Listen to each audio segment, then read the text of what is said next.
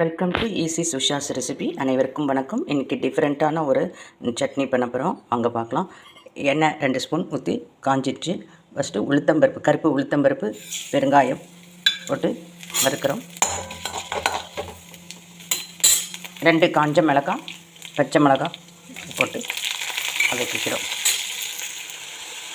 உளுத்தம்பருப்பு, மிளகா வத்தல், பெருங்காயம் வறுத்து எடுத்து வச்சுட்டோம். கருப்பு உளுத்தம்பருப்பு. அடுத்தது முட்டைக்கோசு போட்டு வதக்கிட்டு இருக்கேன். முட்டைக்கோஸ் குயிக்காக நீங்கள் அப்படியே வதக்கினாலும் நல்லா வதங்கும். குயிக்காக வேணும், சீக்கிரமாக பண்ணணும் அப்படின்னா கொஞ்சோண்டு தண்ணி தெளித்து விட்டுக்கலாம். இப்போ நல்லா வதங்கிடுச்சு. ஒரு குத்து கருவேப்பிலை, நல்லா வாஷ் பண்ணி வச்சு பொடியாக நறுக்கின மல்லி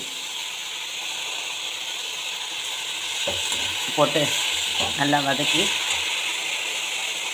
ஒரு துண்டு இஞ்சி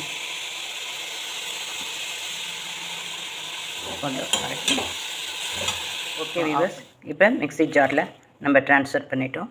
அதோட கொஞ்சமாக தேங்காய் போட்டால் நல்லாயிருக்கும். தேங்காய் வேண்டானாலும் விட்டுலாம். புளி,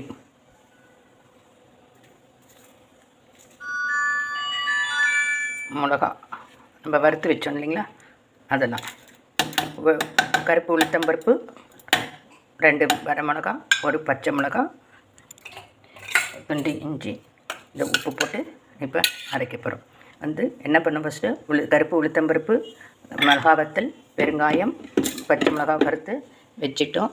அதுக்கப்புறம் முட்டைக்கோஸ், மல்லி, கருவேப்பிலை வதக்கி வச்சுட்டோம். ஒரு துண்டு இஞ்சி. இப்போ வாங்க அரைக்கலாம்.